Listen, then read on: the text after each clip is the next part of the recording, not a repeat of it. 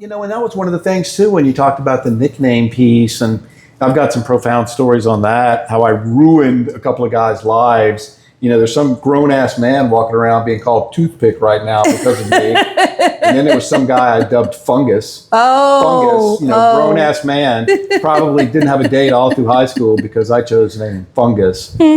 So I try to shy away from nicknames, but I get to it. What was your nickname? I didn't really have any. I had a couple as a little kid that I'm not going to share. And every once in a while, that still sneaks up on me. But, I'll tell you, it was Cotton. And that's, there could be some, implications with that one. Yes. But my hair was shockingly white. Oh, okay. Okay. That's funny. What, did it stick up a little bit too? Or just all the whole bit? Yeah. It made a lot of sense. But, that is funny. I outgrew that one.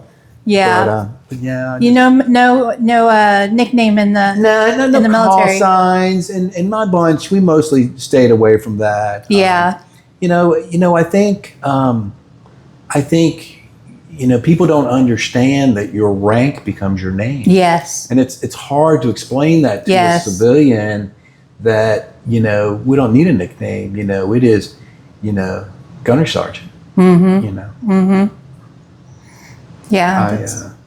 It's tough, and it's one of those tough things that, when you walk away from, you're stripped of that. Right. And it is. There's no other way to describe it. You were stripped, and that's a big part of your identity. Yeah.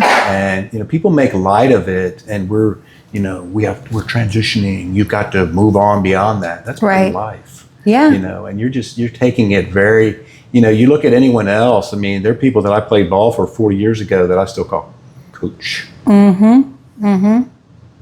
Yeah. And Well, and it takes it.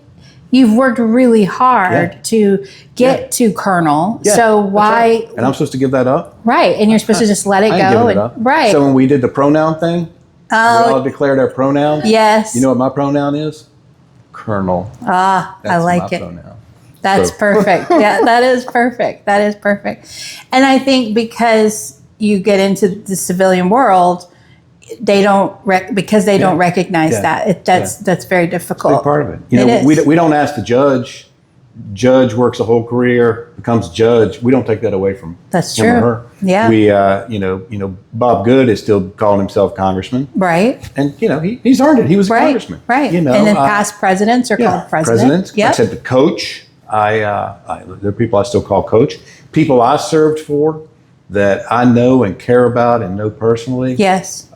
I'll call them general. Mm-hmm. Guys that I knew as a young troop, I'll still call colonel. Yes. And it's just a show of respect. Sure, absolutely, absolutely. They're grown adults. Your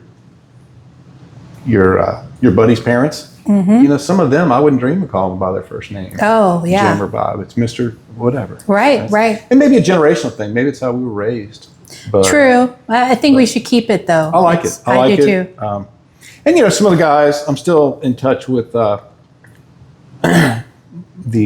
senior enlisted guy that I served with so much throughout my service. And we're at this stage of the game. I'll call him by his first name and stuff. But we usually start out with, what we knew. Yes. We usually drop that. Yeah. It's just a sign of respect. It is. Yeah. It really is. Mm-hmm. Okay, so you were saying that you did just did a podcast about Veterans Day and the veteran hiring practice. Yeah. And I know this is it's a very passionate thing for you. So tell me if you were talking to an HR director, tell me what you would say to them. Here's my observation, and this is 10 years. This November, I will have been retired. I will have been a civilian for 10 years, and that still just kind of catches. That's still, just kind of a that I feel when I say that. But I think they're well intentioned. I know they're well intentioned, and they're trying to be supportive. They're trying to be helpful, and I know, I work closely with our HR. They're busy. You've got a personnel issue. You've got the gamut of issues, and but I don't think they fully understand when you hang that sign up, when you run that banner up in the air and say, we hire veterans, veterans come this way. Sure. There has to be a process that goes with that. There has to be some rigor applied against it. What does that mean? And I've had this question in many unsuccessful interviews. What does it mean? How is my application treated as a veteran differently than someone else's? And by and large, I have found that it's just not. And that's okay. I understand we're 1% of the population. Maybe pull the banner down. Because what you don't realize is we lose 22 of our veterans each and every day. Yes. It's still 22.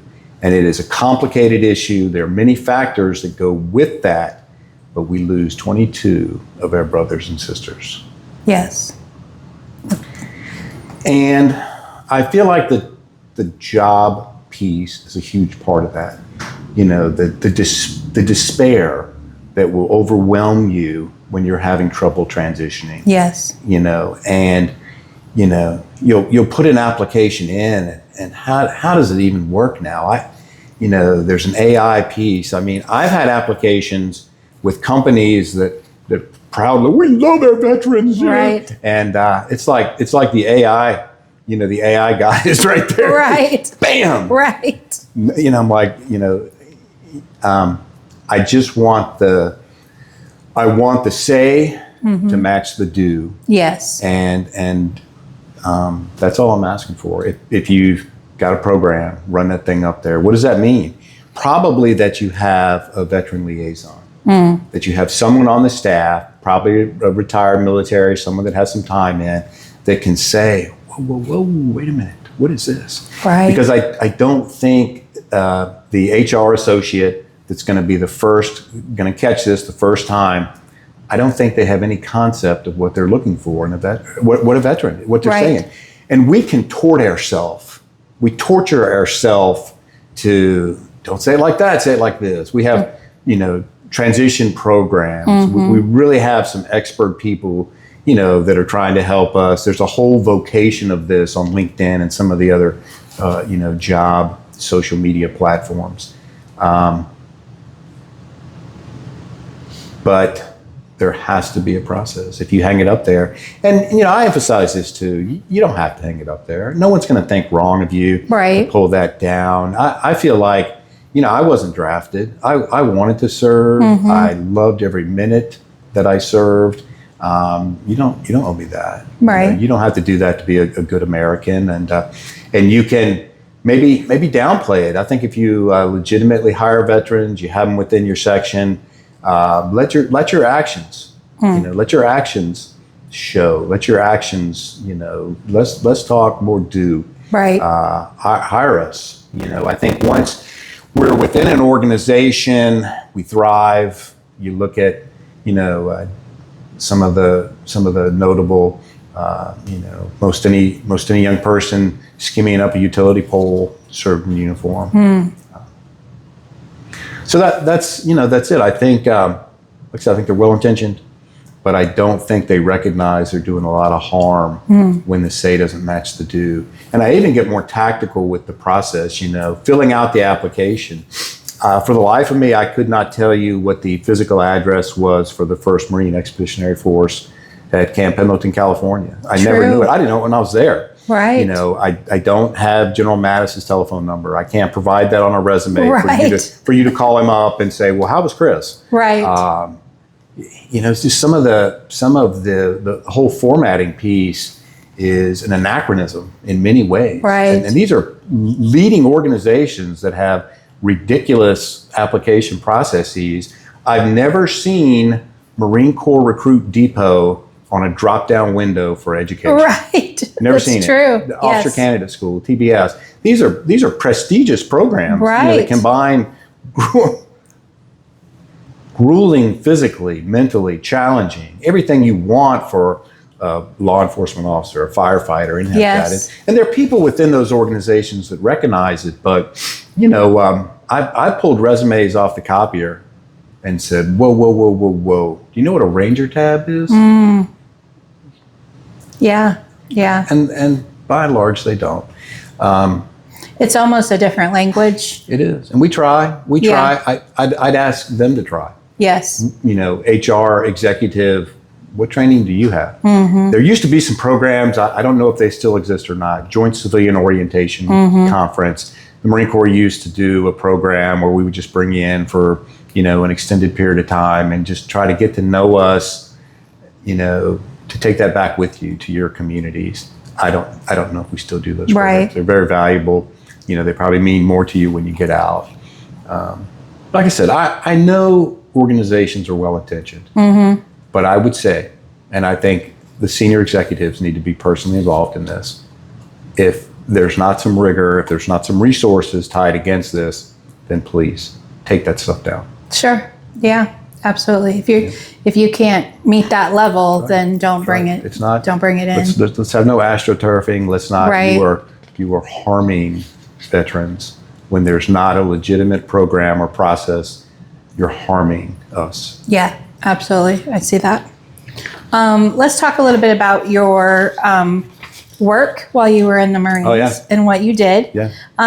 So you, there was a lot of things that you did with public affairs and, incredible things that you did with public affairs. What was your intention when you got into the Marines? Were you like, that's what I want to do is get behind and be a part of the media?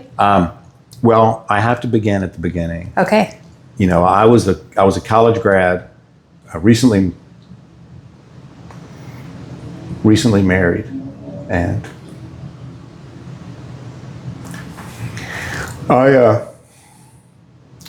I wanted to serve, and I evolved into that kind of late in my college days, and I really didn't know anything about it. I hadn't been ROTC or anything, and I just said, you know, I want to serve my country in uniform, and you know, I know we have all of our preset notions. I want to serve in the Marine Corps. It's hard to even describe. You know, I never considered any of the other branches, and maybe that was a short-sighted on myself.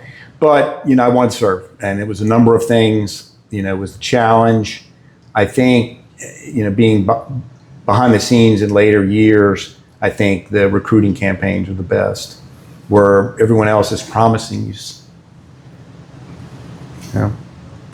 something. Right. We didn't do that. Yeah.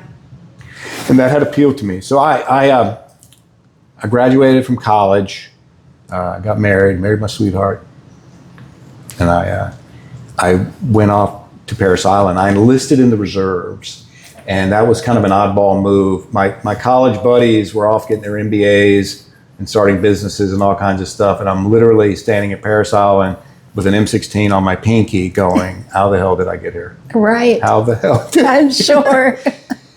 But I was glad I went that way. I learned a lot. And then I served with Charlie Company right here in town. Charlie Company, 4th Combat Engineer Battalion. It was a really good unit, learned a lot, went to a lot of good schools, and it well prepared me for officer candidate school, which, let me tell you, in the I guess this would have been 1990, a guy named Colonel Wes Fox was the CEO. Just put him in the Google search engine and see what happens. He was the real deal. And that was a super challenging program.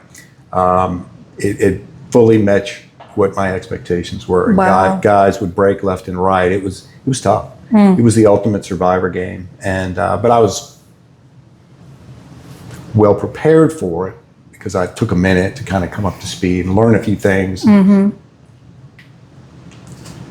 Hold M16s on. Yeah, that's a talent. Yeah. So that, but you know,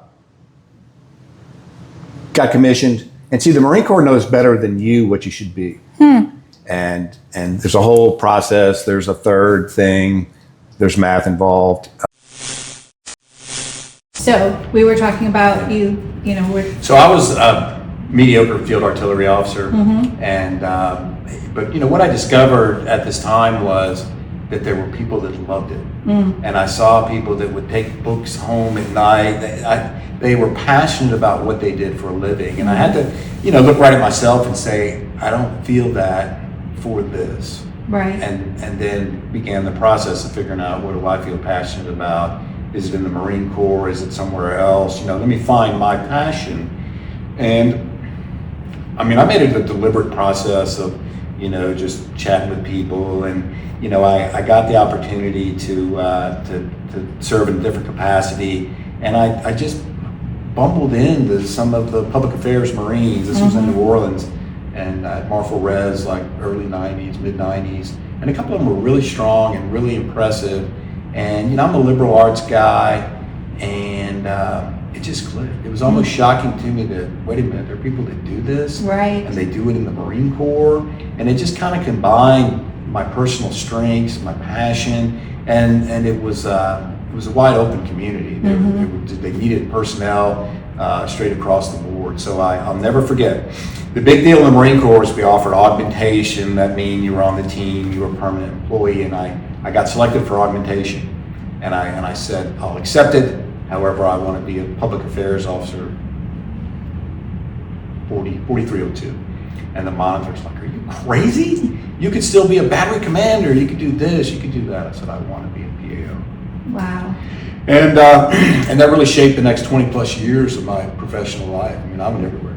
I went everywhere and did everything, every training exercise. I traveled the world, some really difficult, challenging circumstances, and I had some success. And once you have a little bit of success, you're asked for. So I was reminiscing recently with Martin Savage. Marty was one of the original guys at CNN. And I was telling them about, Marty, you remember that time in East Timor when I almost got you killed? And I did. And wow. I've told that story to his daughter about, and we just found ourselves in this OK Corral type shootout scenario. And we're literally standing with a bunch of guys, a bunch of the Indonesian forces. It was a terrible, awful atrocity, human rights disaster where we were at. And suddenly we're just in an OK Corral type shootout with a bunch of guys. And I was there with the Aussies. I was a lone American, so clearly they were going to kill me first. Right. But I was like, oh my God, I'm going to get Marty killed. Everyone's going to hate me. And then suddenly we went from pointing our weapons at each other, screaming and shouting and everything else, to, we didn't have the iPhones obviously back then. This was in '99, but we had the click pops. Remember the little Kodak click pop things? Yes. Somebody pulled one of those out, and we go from threatening to kill each other to taking buddy pics. Wow. And I always summed it up with, you couldn't kill someone after you just taken a selfie with them. That would have been inappropriate. So we just, you guys take care, have a good day. It's the craziest situation either one of us have ever been in, but things like that. When shortly after 9/11, my phone literally rang, and I was asked, how quickly can you get to Afghanistan? And that's what you want. That's what you want in whatever your vocation is. You want to be the person that gets called when needed most. Sure. When the organization has a bona fide situation or crisis. So I ended up there at Camp Rhino, and the Special Forces guys have been in there for a long time doing great work, but they really couldn't talk about it. And when I went in with the Marine Corps, we could, and we did. So, we were the leading news story on planet Earth for 90 straight days, did great, noble duty, and set the framework for some good actions that took place following that. Kind of became the template, the after action became the template for the invasion of Iraq. So I worked the media embed piece there, helped develop it, helped sort that out, and then quickly found myself in Baghdad running around in a chaotic environment. And then went back to each a couple of times, every chance I could. The deployment thing became an addiction. It's an adrenaline rush. Yes. It's an addiction, and if the phone rang tonight, it'd be hard to say that. Right. Well, let's transition into that with, because we talked a little bit about, coming out of the military and trying to become that civilian. Yeah. Tell me what advice you would give to someone who was like next 30 days, they're out, the next 60 days. try to give yourself a full year, a year plus. It takes so much longer than you think, and I think it's the networking piece that we all, kind of the hill we all die on. The networking piece is key. You don't know anyone, and if you can separate from service and transition into a vocation in the same geographical area, I think it's helpful. You have a network of sorts, and if you can do that, I highly recommend it. Get right with the VA. That's a big part of it. Make sure you're working that. I don't want anyone to get anything they don't deserve, but if you deserve some stuff and you need some treatment and some care, make sure you get it. Sure. It's very important, and it's there for you. You've earned it. So make sure you make that a part of your transition piece, that you're taking care of yourself physically and mentally along the way. You're going to be told no. Get used to it. But pull the flak up tight. You're going to have your feelings hurt. You're going to be disrespected, and you've got to learn to deal with it in a constructive way, and not a destructive way. Don't take it personal. You're just going to be told no. I'll never forget the role I started in. I quickly transitioned into a role and just kind of almost spiked the ball in the end zone and said, this wasn't hard at all. Right. And lo and behold, within a year, the role I went into, up and vanished. And there I was, just kind of left bewildered with the process. And that's going to happen. There's a Chief Justice John Roberts' commencement quote that I dig up from time to time, and he says, "I hope sometimes that you're treated badly." And the point with that, is he just to understand what that's like. Yeah. And you'll be treated badly. You go from getting pieces of paper that the president signed and awards and medals and parades and just you're sent out the door just at the top of the world, and then you will be kicked. And it's going to happen. I hope. I wish it wouldn't. And I know there's some of those stories that are out there, but I'd say brace yourself for it and make sure you keep pushing. Keep pushing forward. Let it make you smarter, smarter, faster. That brings me to this question, I think, that goes well with this is, how would you define strength now to how you defined it back then? Yeah, obviously, just a few years ago, it was, PFT score was, there were those parameters, what your body fat content was, there were things that were very real and important to us. And I'm not saying they're not important now, but I think it's maybe more mental now, more emotional. I think I value emotional strength now more than I ever did. You could you could blow a fuse a little bit in uniform, especially if you're deploying, and it was almost expected and tolerated and understood, and not so much in the real world. And it's sometimes I gotta just get up and walk away for a minute, take a little walk, and cool my jets and just think through the process. This has been a deliberate situation for me for the last 10 years, and to try to get to a point where I think I can be of service to others, specifically other veterans. Right. And it's one reason why the private sector attracted me more than so many of us go in the Gov. Right. So many of us do, and that's fine. I wanted to be on this side of the fence. I wanted to be a bill payer, and but also to help some others. Yes. Yeah. I think that's what you're doing so well with Georgia Pacific is Right.